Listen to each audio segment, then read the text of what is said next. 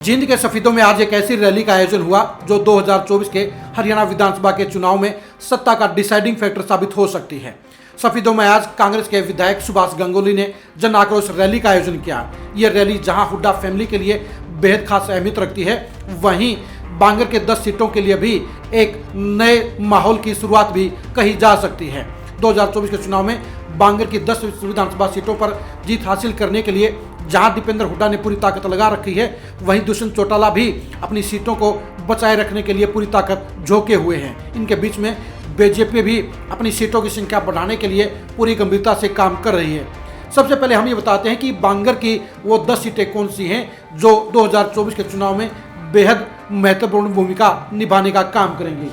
बांगर में आमतौर पर 10 सीटें गिनी जाती हैं, जिनमें सफीदों, जुलाना, जींद, उचाना, नरवाना, कलायत, कैथल, गुलाचिका, पुंडरी और टोहाना शामिल हैं। 2019 के चुनाव में इन 10 सीटों में से जेजेपी ने 5 सीटें जीतकर बीजेपी के साथ सत्ता में हिस्सेदारी हासिल करने का कारनामा कर दिखाया। दुष्यंत चौटाला की अगुवाई में जेजेपी ने जुलाना, उचाना, नरवाना, गुलाचिका और टोहाना सीटें जीतने में सफलता पाई। यह भी कह सकते हैं कि दुष्यंत चौटाला की टोटल 10 सीटों में से 5 सीटें बांगर की जमीन से आई। बांगर के लोगों ने 50% सीटें जितवाकर दुष्यंत चौटाला को बड़ा जन समर्थन दिया और उन्हें खट्टर सरकार में डिप्टी सीएम बनने के लायक सीटें देने का काम किया। 2024 के चुनाव में भी दुष्यंत चौटाला अब इन 5 सीटों को बरकरार रखने के लिए पूरी कोशिश कर रहे हैं, लेकिन बांगर का वर्तमान माहौल बता रहा है कि वहां पर अब दुष्यंत चौटाला का करिश्मा दम तोड़ चुका है और लोगों में बड़ी नाराजगी है। जाट वोटरों की बड़ी नाराजगी का फायदा उठाने के लिए ही दीपेंद्र हुड्डा इस समय बांगर पर ही सबसे ज़्यादा फोकस किए हुए हैं, क्योंकि वो जानते हैं कि अगर बांगर में वो 5-7 सीटें जीत गए तो उनकी सरकार बनने से कोई नहीं रोक पाएगा और इसलिए बांगर की 10 सीटों को फोकस रखते हुए ही आज की सफीदों रैली का आयोजन किया गया था।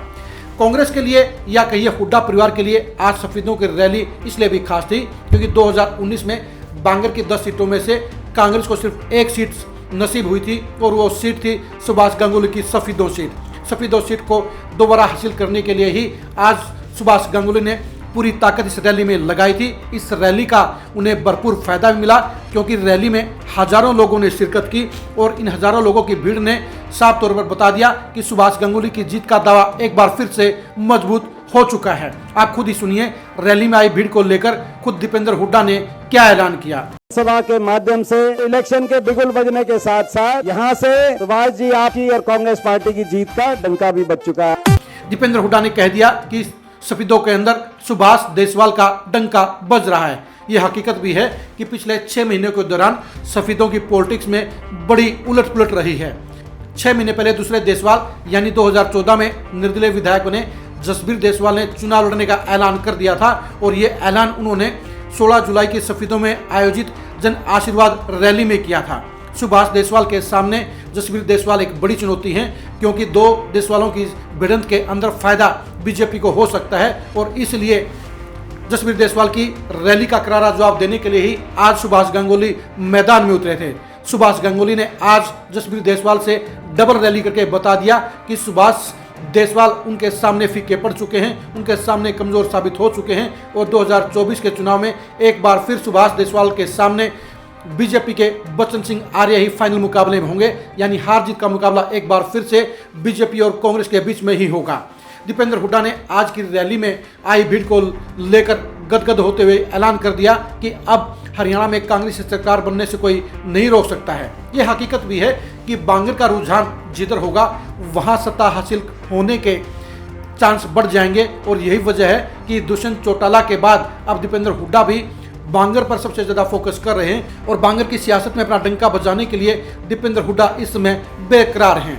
दुष्यंत चौटाला की तरह अब युवाओं के अंदर बांगर में सबसे ज्यादा क्रेज दीपेंद्र हुड्डा का है और दीपेंद्र हुड्डा का बढ़ता हुआ ग्राफ जहां दुष्यंत चौटाला के लिए खतरे की घंटी बजा रहा है, वहीं आज की सफीदों रैली ने यह बता दिया है कि हुड्डा फैमिली का खाता अगर बांगर में सबसे पहले कहीं खुलेगा तो वो सफीदों सीट हो सकती है। सफीदों के साथ लगती जुलाना सीट में भी परमिंदर ढुल के तौर पर कांग्रेस के पास इसमें मजबूत प्रत्याशी है और तो ऐसे में पहले सफीदों में खाता खुलेगा, उसके बाद जुलाना में कांग्रेस का विधायक बन सकता है। उसके साथ ही जींद में भी इस बार कांग्रेस की जीत की प्रबल संभावनाएं हैं, यानी बांगर में अब 2024 को लेकर जो माहौल बनता हुआ नजर आ रहा है, जो नज़ारा आज की रैली से बनाया है, वो साफ तौर पर बता रहा है कि बांगर में 2024 में कांग्रेस ही सबसे ज़्यादा सीटें जीत सकती है। उसके बाद बीजेपी का नंबर आएगा और जेजेपी के लिए खुद दुष्यंत चौटाला को अपनी उचना सीट जीतने के लिए लाले पड़ते हुए नजर आ रहे हैं। उनकी खुद की सीट पर भी संकट के बादल मंडरा रहे हैं।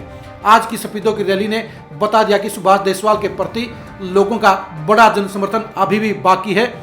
भूपेंद्र हुड्डा और दीपेंद्र हुड्डा के बड़े सहयोग के कारण ही अब सुभाष गांगुली की पहले के मुकाबले में अब ज़्यादा वोटें आते हुए नजर आ रही हैं। खुद भूपेंद्र हुड्डा ने भी कहा कि पिछली बार 4000 वोटों से जीतने वाले सुभाष देशवाल को सफेदों के लोगों को 20000 लोगों से जितवाना है। आप खुद ही सुनिए कि भूपेंद्र हुड्डा ने 20000 के वोटों की जीत के बारे में क्या ऐलान किया।